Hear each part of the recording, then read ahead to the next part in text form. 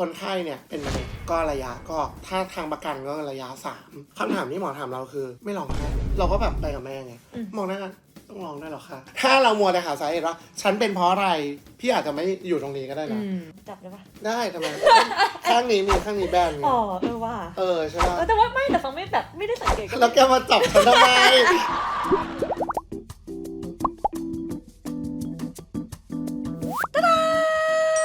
สวัสดีค่ะ Welcome to เล่าให้ฟังและจริงเล่ามาฟังวันนี้นะคะเราจะพาทุกคนไปคุยกับรุ่นพี่ของเรานะคะซึ่งเป็นรุ่นพี่ที่แบบใกล้ตัวมากเลยและเขามีภาวะสุขภาพที่บางคนอาจจะคิดว่าไกลตัวแต่จริงๆแล้วก็ใกล้ตัวมากๆเลยในผู้หญิงเนี่ยพบว่าเป็นมะเร็งอันดับหนึ่งในผู้หญิงเลยนะคะนั่นก็คือมะเร็งเต้านมนั่นเองและพี่เขาเนี่ยไม่ใช่ผู้หญิงด้วยนะคะเพราะฉะนั้นผู้ชายก็มีโอกาสเป็นถึงแม้ว่าโอกาสจะน้อยแต่ว่าก็มีโอกาสเป็นนะคะวันนี้เราก็เลยชวนรุ่นพี่ก็ต้องขอบคุณรุ่นพี่มากๆเลยที่แบบยินดีมากที่จะมาแชร์ประสบการณ์การที่มีภาวะแบบมะเร็งเต้านมและการที่พี่เขาผ่านมาเนี่ยต้องเจออะไรบ้างแล้วก็ผ่านมาได้ยังไงนะคะคิดว่าน่าจะเป็นประสบการณ์ที่แบบล้ำค่าแล้วก็เป็นประโยชน์ให้กับทุกคนนะคะก็เดี๋ยวไปดูกันว่าเป็นยังไงนะจ๊ะสวัสดีจ้าเจอแล้วค่ะสวัสดีค่ะแนะนำตัวเร็วพี่เจนนะครับเป็นพี่แล้วก็เป็นพี่แล้วก็เป็นปัจจุบันอายุเท่าไหร่อุ๊ยอยากปะก็36ปีแต่ว่าหน้าเด็กกว่าฟังนะเฮ้ยแรงว่ะเป็นเพื่อนกันอ่ะเฮ้ยแกว่าไงอะไรเอาเป็นว่าวันนี้ขอบคุณมากนะคะที่อุตส่าห์โทรมาถึงที่นี่ใช่เดี๋ยววันนี้เราจะมาเมาส์มอยเกี่ยวกับสุขภาพเนาะแล้วก็การตรวจเช็คแล้วกันเนาะใช่ไหมการตรวจเช็คแล้วก็แชร์ประสบการณ์ว่าแบบตอนที่พี่เจแบบมีภาวะแบบมะเร็งเต้านมตอนนั้นอ่ะเป็นยังไงบ้างนานมายังตอนนั้นนานยัง3 ปีนะตอนนั้นต้องอายุเท่าไหร่อะ33 34อะไรเงี้ยประมาณ 2-3 ปีอะเดี๋ยวเราไปหาที่นั่งก่อนฉันว่าน่าจะเก่งหน้าละเราหาที่นั่งก่อน Welcome ชูจริงหรอมาฟังนะคะพี่เจสเนี่ยเป็นตัวแทนของคนที่เคยเป็นมะเร็งเต้านมตอนนั้นน่ะพี่เจสคือรู้ได้ไงคะว่าแบบทำไมถึงไปหาหมอตอนนั้นไม่รู้ว่าเป็นมะเร็งเต้านมรู้สึกว่ามีก้อนอะแกแปลกมากเหมือนเราทำเจอตรวจเหรอไม่ได้ตรวจแต่ว่าเราก็เราไม่สังเกตตัวเองหรอหนูไม่อาบน้ำหรอลูกเวลาเราอาบน้ำเราก็จะแบบใช่ป่ะถูอะไรอย่างเงี้ยพอเรามีเนื้อนมที่เยอะใช่ป่ะเราก็อาบน้ำอะไรแล้วรู้สึกว่าเฮ้ยมีก้อนมันเป็นทางการแพทย์เนาะก็คือมันหัวนมมันเริ่มแบบบุ๋มลงมาแล้วก็มันมีก้อนอยู่ด้านในเรารู้สึกว่าแปลกๆแล้วก็เลยไปตรวจการตรวจเนี่ยมันก็กินเวลาประมาณ3 อาทิตย์เนาะมันจะต้องเอ็กซเรย์ไปนอนในอุโมงค์เขาเรียกอะไรนะCT เหรอใช่แล้วพอ CT เสร็จเพื่อดูว่าก้อนเนี้ยมันเป็นรูปทรงไม่ได้เมมโมแกรมเอ็กซเรย์แล้วก็ CT เลยนี่คือตอนนั้นรู้อย่างว่าเป็นมะเร็งเต้านมหรือว่าไม่รู้หมอไม่รู้อันนั้นคือตั้งแต่วิสิตแรกไปถึงเขาก็ไม่บอกเพราะว่าทางการแพทย์เขาบอกไม่ได้จนกว่าจะเห็นผลไบออปซี่คือจะไปพูดได้ไงว่าเฮ้ยคุณแบบอะไรเงี้ยมันก็พูดไม่ได้แต่จริงๆเราก็มีเพื่อนเป็นอยู่ในวงการแพทย์ค่อนข้างเยอะเขาบอกว่าตัวก้อนนะมันไม่กลมแล้วมันไม่กลิ้งอันนี้คือจากการคำใช่ป่ะไม่คือผลเอ็กซซเรย์ผลเอ็กซเรย์ออกมาแล้วมันไม่กลิ้งมันไม่ได้เป็นก้อนถุงน้ำมันเป็นก้อนเนื้อตัวก้อนเนื้อเนี่ยผิวมันไม่เรียบ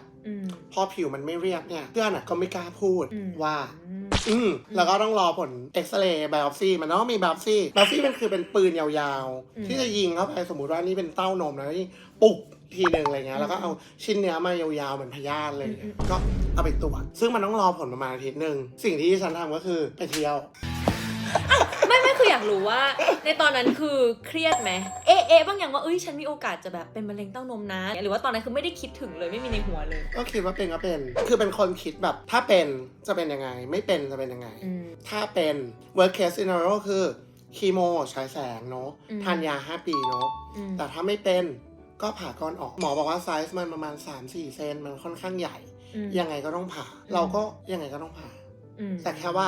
จะมีคีโมหรือฉายแสงหรือเปล่าแค่นั้นเองเราเลยรู้สึกว่าก็เลี้ยวก็ไปเที่ยวก่อนแล้วเดี๋ยวว่ากันเดี๋ยวผลออกแล้วค่อยว่ากันเลยไงก็เลย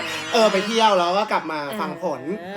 ใช่แล้วแบบตอนนั้นมีคิดไหมแบบคิดไปถึงว่าแบบถ้าแบบพอพูดถึงมะเร็งนึกออกปะคน perception ทั่วไปจะกลัวว่าแบบมะเร็งเท่ากับตายอะไรเงี้ยเฮ้ยคำถามนี้ดีคืออย่างนี้เล่าให้ฟังก่อนว่า ตอนที่ไปเที่ยวอะก็ยังไม่มีใครกล้าบอกว่ามีชันส์เป็นมะเร็งนะเราก็แบบใช้ชีวิตด้วยแล้วก็คนรอบตัวเพื่อนทุกคนก็บอกว่าไม่เป็นไรผิวไม่เรียบมันก็อาจจะไม่เป็นก็ได้เหตุการณ์มันยังไม่เกิดอย่าเพิ่งไปคิดว่าเราจะเป็นมะเร็งหรือว่าเราจะได้หรือยังเราก็ไปเที่ยวก่อนแล้วเราค่อยกลับมาสวัสดีค่ะตอนนี้นะคะก็รอหมอตรวจอยู่มาที่โรงพยาบาลอันดับหนึ่งย่านไหนไม่รู้ไม่บอกดูชุดเองก็คือรอคุณหมอตรวจคือจริงๆได้ผลตรวจชิ้นเนื้อแล้วก็แบบรู้ตัวแล้วว่าน้องเป็นคนร้ายหรือไม่ร้ายแต่วันนี้ก็คือมาหาหมอคุณหมอเขาให้แบบอัลตราซาวด์อีกทีแบบรีเช็คว่าจริงดัง CT สแกนหรือเปล่าอะไรอย่างเงี้ยก็เดี๋ยวก็มาลุ้นกันนะคะรอเขาก็แจ้งผลไบโอปซี่เนาะว่าคนไข้เนี่ยเป็นมะเร็งก็ระยะก็ถ้าทางประกันก็ระยะ3ระยะ3แต่ว่าถ้าทางหมอก็จะเป็น 2B ก็คือเกือบ3เหมือนกันว่าวิธีการรักษาก็คือผ่าออกต่อมน้ำเหลืองตอนนั้นก็คือแพร่มาต่อมยังตอนนั้นมันไม่รู้ไอ้แกมันยังไม่มีก้อนที่ต่อมน้ำเหลืองเพราะมันจะมีที่หัวนมใช่ป่ะซึ่งอันนั้นก้อนหนึ่งซึ่งเขาไม่รู้หรอกว่ามันแพร่หรือไม่แพร่แต่ว่าเราจะรู้ได้แค่ว่าโอเคมีก้อนที่หน้าอกเขาก็บอกว่ายังไงก็ต้องเผาคำถามที่หมอถามเราคือไม่ร้องไห้เราก็แบบไปกับแม่ไงมองหน้ากันต้องร้องได้หรอคะไม่คือหมอถามหมอเป็นคนถามว่าไม่ร้องไห้หรอพี่ก็เลยแบบต้องร้องด้วยหรอเหมือนเขาคงกลัวเราช็อกแต่จริงๆเราทำใจมาแล้วไงว่าถ้าเป็นก็คีโมฉายแสงหรือ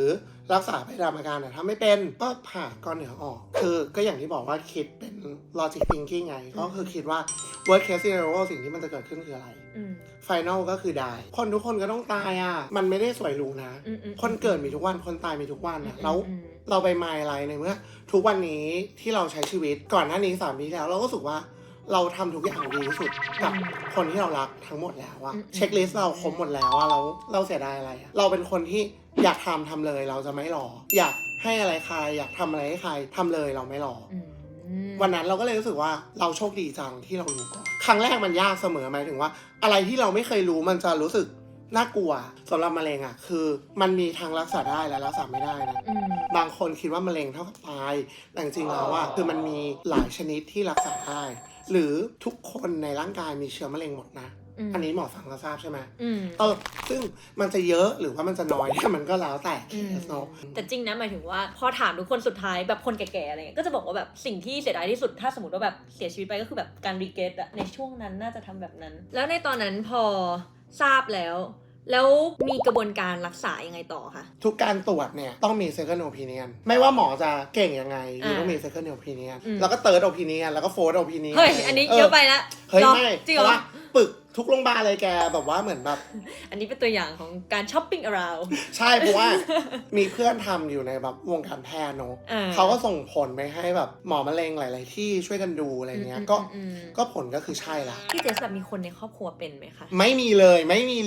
กรรมพันธุ์ในเรื่องนี้เลยใช่ปะแกอากงฉันตายตอน97แกเขาแบบแข็งแรงมากก็คือทุกคนแบบแข็งแรงหมดที่บ้านไม่มีใครเป็นมะเร็งเลยตอนนั้นพี่เจนเทคฮอร์โมนไม่ก็คือไม่ได้มีความเสี่ยงไม่เกี่ยวเลยไม่หรอไม่ได้แบบกินเอสโตรเจนไม่กินก็คือจริงๆเป็นคนที่ไม่มีความเสี่ยงเลยแกฉันเป็นคนบุหรี่ปะไม่คือฉันแบบขนน้อยอะไรเงี้ยที่บ้านเป็นเหมือนมีเอสโตรเจนเยอะอยู่แล้วคุณพ่อไม่มีขนขาเลยพ่อจะไม่มีขนรักแร้ก็เลยแบบมันอาจจะเป็นแชร์ตรงนี้ซึ่งจริงๆแล้วความเสี่ยงของแบบมะเร็งเต้านมก็ส่วนใหญ่ก็คือ1ก็คือเพศหญิงจริงๆเพศหญิงเป็นเยอะผู้ชายจริงมีโอกาสแค่แบบ%เดียวไม่รู้ว่า1หรือว่า10ใช่ไหม1ใช่เองแต่ว่า1มันก็มีโอกาส1ก็คือโอกาสใช่มันก็โอกาสว่ามันก็เกิดขึ้นได้ก็อย่าละเลยจริงๆคือส่วนใหญ่ก็คือถ้าอย่างในผู้หญิงก็คือถ้าสมมติว่าผู้หญิงที่ไม่ได้แต่งงานอะไรเงี้ยก็จะมีเอสโตรเจนที่สูงกว่าแล้วมันก็จะมีโอกาสที่แบบเป็นมากกว่าแต่ว่าอย่างไรก็ตามก็คือผู้หญิงทุกเพศทุกวัยก็แบบก็ควรตรวจคุณหมอที่รักษาเขาบอกว่าตราบใดที่ยูมีเนื้อนมคือหมายถึงว่าถ้าแบบคนที่แบบน้ำหนักเยอะหน่อยมันก็จะมี chance มากกว่าเอสโตรเจนเยอะคนที่หน้าอกแบนความเสี่ยงมันคือยูมีหน้าอกหรือไม่มีถ้าเป็นอย่าเพิ่งไปหาสาเหตุเราหาทางรักษาก่อนเพราะถ้าเรามัวแต่หาสาเหตุว่าฉันเป็นเพราะอะไรพี่อาจจะไม่อยู่ตรงนี้ก็ได้นะเพราะว่ายังหาสาเหตุอยู่ยังไม่ได้ไปต่อนึกออกว่าคือเราก็ต้องมองไปข้างหน้าmoving forward แบบเหมือนไปเรื่อยๆไม่งั้นไม่รักษาสักทีเราเมื่อไหร่จะหายทราบไหมว่าตอนนั้นคือเป็นมะเร็งเต้านมชนิดไหนเพราะจริงๆมะเร็งเต้านมมันมีหลายแฟกเตอร์เนาะมันจะมีฮอร์โมนเนาะแล้วก็มันเป็นอะไรนะฮอร์โมนรีเซปเตอร์เนาะมีHER2 negative ของพี่เป็นHER2 negative แล้วก็เป็นฮอร์โมนรีเซปเตอร์แล้วก็ แพร่กระจาย moderate โอเคแล้วตอนนั้นเจ็บไหมอยากรู้ตอนนั้นผ่าคือข้างไหนอะคะข้างนี้ไง ข้างนี้แล้วก็หายไปเลยไงหายไปเลยก็คือไม่ได้เก็บเต้านมไม่เขาเรียกสงวนเต้าอ๋อเก็บสงวนเต้าก็คือหายไปเลยใช่เพราะว่าก้อนมันใหญ่ประมาณ4 เซนเจ็บไหมผ่าเจ็บไหมไม่รู้ไงเพราะว่าสลบวิสัญญีแบบ1 2 3ฉันก็แบบหลับหายไปเลยใช่ไหมก็รู้สึกว่าไม่ได้เป็นประสบการณ์อันเลวร้ายการผ่าตัดถ้าเลือกได้ก็คงไม่เอาอีกได้ทำไมข้างนี้มีข้างนี้แบนไงอ๋อว่าใช่ป่ะแต่ว่าแต่ฟังไม่ได้สังเกตแล้วแกมาจับฉันทำไมแกจะมาจับของฉันทำไมแล้วหลังจากผ่าตัดตอนนั้นแล้วขั้นตอนต่อไปเป็นยังไงคะแบบพวกคีโมอะไรอย่างที่บอกว่าผ่าตัดเราต้องพักฟื้นพักฟื้นก่อนพักฟื้นเสร็จอาจารย์เขาจะเอาก้อนเนี้ยออกมาสับมาตรวจอีกทีผลมันเหมือนไบโอปซี่ไหมแล้วมันเข้าต่อมน้ำเหลืองทั้งหมดกี่ต่อมซึ่งมันเข้า3 ต่อม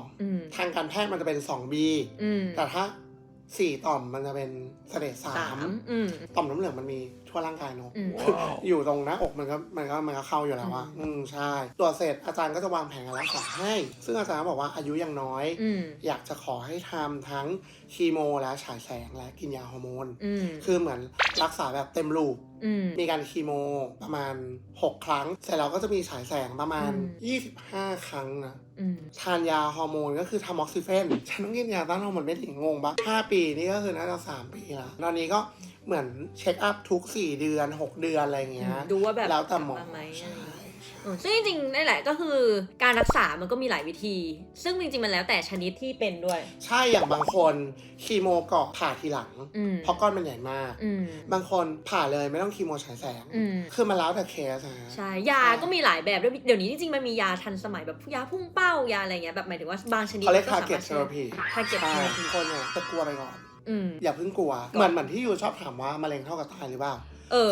คือคนทั่วไปอาจจะแบบ perceive อย่างนั้นเลยตายยังอ่ะยังนะยังอยู่ยังสวยด้วยอ่ะไม่แต่ว่ามันแล้วแต่คนคือบางคนเขาก็อาการหนักมากจริงอะไรเงี้ยเราก็เข้าใจได้แต่ว่าเราว่าทุกอย่างมันมีทางออกอันเนี้ยอยากรู้พี่เจษว่าในขณะที่กำลังป่วยอ่ะหรือกำลังที่แบบกำลังเจอสิ่งนี้เผชิญหน้าอยู่อ่ะคนรอบข้างอ่ะควรรีแอคยังไงหมายถึงว่าตัวผู้ป่วยอ่ะอยากให้คนรอบข้างปฏิบัติตัวกับเขายังไงแบบเป็นพิเศษไหมหรือว่าทรีตปกติหรือสิ่งแรกเลยนะเลิกถามว่าเป็นได้ไงเลิกถามว่าเป็นได้ไงใช่ป่ะสมมติกูก็ไม่รู้เหมือนกันเนี่ยนึกออกปะแบบหมอที่รักษาเรายังบอกว่าแบบเลิกหาสาเหตุแล้วแบบตัวคนเป็นอ่ะมันต้องรีพีทคำพูดเนี้ยประมาณ10,000 ล้านครั้งอะแล้วมันได้อะไรอะแล้วมันได้อะไรคำถามคือเฮ้ยโอเคไหมอยู่แบบอยากกินอะไรเปล่าหรือแบบแบบอยู่เป็นไงสบายดีไหมพอแล้วไม่ต้องถามว่าเป็นได้ยังไงอันนี้เป็นคำถามที่เรารู้สึกว่าถามเพื่ออย่างตอนเราอะที่เราบอกว่ามันมีช่วงเวลาที่เจ็บแสบคือมันไม่ได้เจ็บแผลมันแสบมือคือมันไม่ได้ยาเนาะมันแสบเพราะว่ายามันร้อนเนาะก็รู้สึกว่าแบบไม่ได้ต้องการดูแลอะไรเป็นพิเศษแต่แค่ว่ามันก็จะหงุดหงิดนิดหน่อยต้องอยู่ในห้องแอร์อะไรอย่างเงี้ยเรารู้สึกว่าแค่นี้แม่เราก็แบบเหมือนห่วงเรามากแล้วไม่อยากให้เขาแบบจิตใจมันดาวไปด้วยเหมือนตอนเราไม่สบายคือแบบแม่เราน้ำหนักลงเลยนะซึ่งนี่ก็คือน้ำหนักขึ้นมากงงมากคือแบบเป็นคนเป็นมะเร็งที่ว่าแบบกินทุกอย่างอยู่เรื่อยๆเหมือนแบบว่ามี side effect ไหมตอนมีเขาบอกว่าลินไม่รู้รสเพราะว่าต้องกินสเตียรอยด์นี่ก็คือไม่เป็นไรแกกินไปก่อนกินไปก่อนมีอะไรกินไปก่อนเพราะว่าตอนนั้นเราต้องกินเพื่อเอาโปรตีนอะไรเงี้ยไปต่อสู้กับเม็ดเลือดขาวเม็ดเลือดแดงอะไรสักอย่างซัมติงอันนี้ไม่รู้ทางเทคนิคแต่ว่าก็ต้องกินนะฮะเพราะว่าถ้าคุณค่าเลือดคุณไม่ถึงคุณก็ทำไม่ได้แล้วนี่เป็นคนค่าเลือดต่ำอยู่แล้วก็เลยต้องกินไปเรื่อยๆก็คือเป็นคนเป็นมะเร็งที่อ้วนขึ้นใช่ผมร่วงไหมตอนนี้โอ้ยร่วงปกติตอนนั้นไว้ผมนี้เลยผมบ๊อบผมร่วงสกินเฮดเลยอ่ะก็มีคนถามว่าแบบตัดผมทำไมเปลี่ยนลุคแล้วหรออะไรอย่างเงี้ยนี่ก็รู้สึกว่าตัดผมก็ได้ที่อย่าตอบมันมีตอนหนึ่งเว้ยตอนที่รักษาอยู่ใช่ปะแล้วคีโมแล้วก็ผมเริ่มร่วงใช่ปะคือคนก็ถามว่าแบบคีโมแล้วผมร่วงแล้วจะอยู่ยังไงอะไรอย่างงี้แค่ผมร่วงค่ะก็ผมร่วงแค่ผมเดี๋ยวก็มากมายชีวิตเรายังอยู่เนาะแค่ไม่มีผมไม่เป็นไรก็แค่ผมร่วงใช่มันแค่นั้นเองอย่าไปคิดเยอะแล้วก็ใช้ชีวิตประมาณนี้ก่อนเป็นกับตอนที่เป็นอยากรู้ว่าแบบมีมุมมองการใช้ชีวิตต่างไปไหมคะพี่เจษหรือว่าก็คือเหมือนเดิมเพราะเป็นคนแบบสุดอยู่แล้วคิดว่าสุดท้ายเอาอะไรไปไม่ได้เลยมันไม่ได้เลยนะแม่ล่ะไม่ได้เงินบาทเดียวไม่ได้ตอนที่อยู่ต้องใช้ชีวิตให้มีความสุขแต่ก็รู้สึกว่าแบบ ให้ของขวัญตัวเองเยอะไปนิดนึง แต่ว่าคือก็เลยรู้สึกว่าถ้าใครมีอะไรให้ช่วยเหลือหรือซัพพอร์ตเราก็จะทำเต็มที่ในสิ่งที่เราทำได้แต่พี่เจแบบโชคดีด้วยที่คนรอบข้างดีอย่างที่พี่เจเล่าแบบทั้งเพื่อนครอบครัวเลยอยากรู้ว่าแบบแล้วถ้าสมมติว่าแบบบางคนที่อาจจะไม่ได้แบบมีเหมือนพี่เจหมายถึงว่าแบบบางคนอาจจะแบบโอเคคนรอบตัวอาจจะไม่ได้แบบซัพพอร์ตเท่าตัวคนเดียวอะไรอย่างเงี้ยแล้วเกิดสิ่งนี้ขึ้นกับเขาเราว่ามันเป็นสิ่งที่ต้องผ่านไปให้ได้มันก็ใช่นะแต่ว่าต้องถามก่อนว่าพอโพสชีวิตเขาใช้ชีวิตอยู่เพื่ออะไรเราบอกว่าเราใช้ชีวิตอยู่เพื่อครอบครัวและคนรอบข้างถ้าตราบใดที่ครอบครัวแล้วคนรอบข้างเรากินดีอยู่ดีมีความสุขใช้ชีวิตได้ดีประสบความสำเร็จเราว่ามันก็เป็นแรงในการใช้ชีวิต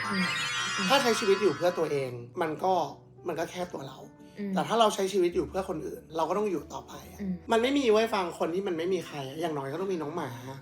อย่างน้อยก็ต้องมีตัวเองไงหรือจริงๆ at least คือเรามีตัวเองคือการใช้ชีวิตเพื่อตัวเองแรงฮึดมันจะไม่เท่าใช้เพื่อทุกคนอื่นแต่เราเชื่อว่าทุกคนมีสิ่งที่รักและยังอยากอยู่กับเขาไปนานๆลองนึกถึงคนนั้นแล้วก็ต้องมีชีวิตอยู่ต่อเพื่อคนที่เราหรือ at least คือแบบก็อาจจะอยู่เป็นแบบแรงบันดาลใจให้กับคนอื่นๆต่อไปก็ได้นะตอนนั้นก็มีคิดอย่างนี้นะว่าแบบถ้าฉันรักษาหายนะแบบว่าอยากจะพูดให้หมดเลยเพราะฉันรู้สึกว่ามีหรือยังนี่เป็นคนแรกหรือเปล่าถ้าเป็นแบบรายการ YouTube เนี่ยก็เป็นที่แรกแต่ว่าคือเราจะบอกว่าคือบางทีคนไทยจะแบบข้ามเรื่องนี้ไปเลยนะเราว่าผู้ชายจริงๆแล้วมันควรจะใส่ในการตรวจสุขภาพด้วยซ้ำจริงแบบ 1% ก็คือเปอร์เซ็นต์ใช่ในที่ไหนภายในเส้นหาเวย์หรือแบบไม่มี 100% ในเมดิซินอยู่แล้วเราก็รู้ซึ่งคุณก็ตรวจสุขภาพอยู่แล้วว่ามันก็เพิ่มไม่ในโปรแกรมไม่ได้หรอนึกออกว่าเราคิดอย่างนั้นนะแล้วก็พี่เจโชคดีอย่างหนึ่งด้วยก็คือแบบตรวจเจอในระยะที่มันยังรักษาหายขาดได้ก็เกือบ3นะเพราะฉะนั้นก็คือวันนี้ก็เลยอยากจะมาแนะนำสุดท้ายก็อยากให้พี่เจแนะนำด้วยการตรวจมะเร็งเต้านมด้วยตัวเองไม่ว่าจะเป็นผู้หญิงผู้ชายอะไรเงี้ยก็ควรตรวจเป็นประจำทุกเดือนซึ่งจริงๆก็ควรทำตั้งแต่อายุ20 ปีขึ้นไปควรตรวจเต้านมด้วยตัวเองแต่ว่าจริงๆถ้าในผู้หญิงอะไรเงี้ยหรือจริงๆถ้าอย่างพี่เจบอกก็คือจริงๆมันก็ควรจะเป็นแบบผู้ชายด้วยอะไรเงี้ยถ้าผู้หญิง40 ปีขึ้นไปเงี้ยก็ควรไปตรวจกับคุณหมอทุกปีคือทุกคนมันมีสิทธิ์เป็นมะเร็งเต้านมได้ถ้าคุณมีเนื้อนมก็คือจริงๆแล้วมันมีหลายขั้นตอนมันมีตั้งแต่แบบดูก่อนโอเคเราจะเปิดไม่ใช่เริ่มดูไม่ใช่ดูแบบนั้นดูหมายถึงว่าดูของตัวเองอะไรเงี้ยดูกับกระจกก็คือจริงๆท่าแรกก็คือแบบยืนตรงๆหน้ากระจกก็คือดูลักษณะเต้านมว่าสองข้างเท่ากันไหมอย่างที่เจ๊บอกมีหัวนมบุ๋มไหมหรือแบบการดึงรั้งหรืออะไรไหมแบบสองข้างมันเท่ากันไม่แต่ถ้าหัวนมบอดแล้วในกำเนิดเนี่ยมันไม่เป็นไรนะแต่ว่าถ้ามันมีการดึงรั้งแล้วเริ่มเจ็บเนี่ยก็ตอนนั้นเจ็บไหมคะตอนที่มีนิดนึงโอเคแล้วอย่างที่ท่าที่2ก็คืออยากให้แบบลองยกแขนดูเพราะว่ามันก็จะสังเกตเรื่องการดึงรั้งได้มากขึ้นอะไรเงี้ยก็ลองยกแขนดูว่าแบบมันดึงรั้งไหมอะไรอย่างเงี้ยและอย่างท่าที่3ก็คือให้เท้าเอวแล้วก็แบบก้มดู2ข้างมันก็จะเห็นแบบนมมากขึ้นไงว่าแบบก็คือดูลักษณะก่อนว่าแบบสองข้างมีลักษณะผิดปกติไหมอะไรเงี้ยอาจจะแบบบีบหัวนมดูว่ามีน้ำหรือมีเลือดไหลออกมาไหมมีไหมไม่มีตอนนั้นไม่มีนี่เรื่องจริงใช่แล้วหลังจากนั้นก็คือคำอันนี้เป็นสิ่งที่สำคัญคำไหนคำยังไงพี่เจคำยังไงนี่เหรอเนี่ยคำยังไง3 นิ้วนี้ป่ะเร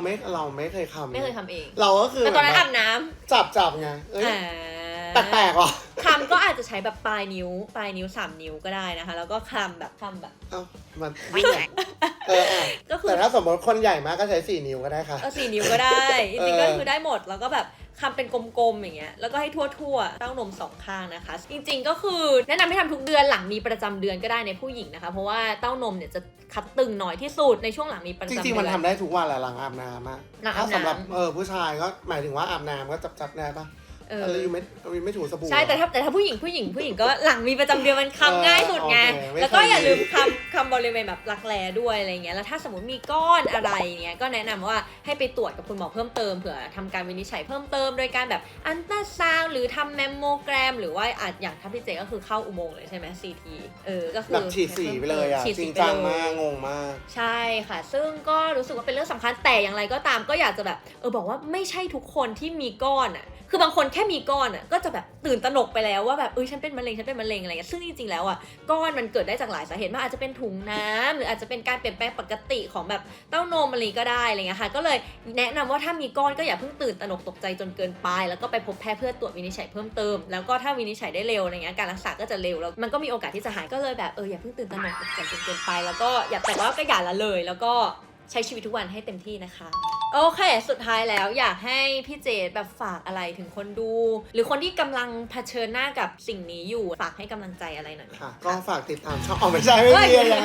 จริงๆแล้วเนอะเราว่าถ้าคุณคิดว่าแบบมะเร็งมันเป็นแบบสิ่งที่น่ากลัวมันก็จะน่ากลัวมากแต่ถ้าคุณคิดว่ามันเป็นเหมือนหวัดก็อาจจะน่ากลัวน้อยลงคือมะเร็งมันเป็นโรคที่มันมีมานานนะมันก็มีวิธีรักษาที่ค่อนข้าง stable เนอะคือสมมติว่าworst case scenario คุณก็ได้เตรียมได้ทำได้ส่งต่อทุกสิ่งที่คุณต้องการเนอะมันก็คือการเตรียมตัวเนอะแต่สำหรับคนที่แบบเหมือนในระยะแรกๆเราว่าก็ต้องใช้ชีวิตอะคือคนหนึ่งที่เรารู้จักก็คือแบบเหมือนพอเป็นไปแล้วไม่กินเนื้อสัตว์เลยเหมือนแบบเขาคิดว่าการกินเนื้อสัตว์มันเป็นชานที่จะทำให้เขาเป็นมะเร็งเรายังไม่รู้เลยว่าแบบอนาคตมันจะเป็นยังไงอะตอนนี้ใช้ชีวิตไปก่อนไหมอะอยากทำอะไรทำอยากกินอะไรกินอยากไปไหนไปอะไรเงี้ยก็ต้องระวังแล้วเหมือนต้องให้เวลากับตัวเองบ้างก็เหมือนที่ทุกคนบอกแหละว่าการตรวจสุขภาพเป็นเรื่องสำคัญเนอะแล้วก็ไม่ว่าจะในผู้หญิงหรือผู้ชายก็ควรตรวจมะเร็งเต้านมทุกปีสำหรับผู้ชายที่อายุ40ขึ้นไปเราว่าก็ควรตรวจหรือทุกคนเวลาอาบน้ำก็ควรจะคลำเพราะว่ามะเร็งนะที่เขาบอกว่ารักษาได้เพราะว่ามันเจอเร็วเจอก่อนรักษาก่อนหายก่อนไงแต่ว่าเราต้องสังเกตตัวเองเพราะว่าถ้าเราปล่อยปละละเลยตรงนี้ปล่อยมันเป็นก้อนใหญ่ไปเรื่อยๆเราก็ไม่รู้เหมือนกันว่าวันนี้เราจะได้อยู่ตรงนี้หรือเปล่าก็จริงก็จริงก็ขอเป็นกำลังใจให้ทุกคนเนอะที่กำลังป่วยอยู่หรือว่ามีญาติป่วยอยู่อะไรเงี้ยคือจริงๆแล้วแบบเราว่าเขาไม่ได้ต้องการความดูแลเป็นพิเศษอะไรขนาดนั้นนะแต่ว่าคือมันแค่แบบเหมือนส่งใจให้ก็ดีใจมากแล้วขอบคุณเพื่อนๆทุกคนด้วยเนอะตอนที่เราไม่สบายก็ดูแลดีมากทำให้เรารู้ว่าชีวิตมันยังมีคุณค่าอยู่มีคนที่แบบเขาดูแลเราอย่างดีทั้งเพื่อนที่ทำงานทั้งเจ้านายลูกน้องหลายๆคนคือแบบดีมากจริงขอบคุณมากๆแล้วก็หวังว่าคลิปนี้จะเป็นแบบกำลังใจให้ใครหลายๆคนได้เนอะใช่ไหมได้แน่นอนค่ะพี่เจษขอบคุณพี่เจมากๆเลยที่วันนี้อุตส่าห์มาแชร์ประสบการณ์ให้นะคะขอบคุณฟังเหมือนกันเนอะที่เอาท็อปิกนี้แบบเหมือนสเปรดออกไปให้แบบคนเขาได้ acknowledge กันได้เลยหวังว่าทุกคนจะตรวจสุขภาพบ่อยๆเนอะแล้วก็จะได้มีแบบเขาเรียกอะไรนะการรู้เท่าทันระวังโรคภัยใช่ฮะก็ที่สอนไปแล้วเรื่องการแบบว่าตรวจเต้านมด้วยตัวเองก็สามารถทำตามกันได้นะคะถึงอาจจะดูเล่นๆแต่ว่าเรื่องจริงมันคือเรื่องจริงใช่ โอเคก็เป็นกำลังใจให้กับทุกคนนะคะบ๊ายบาย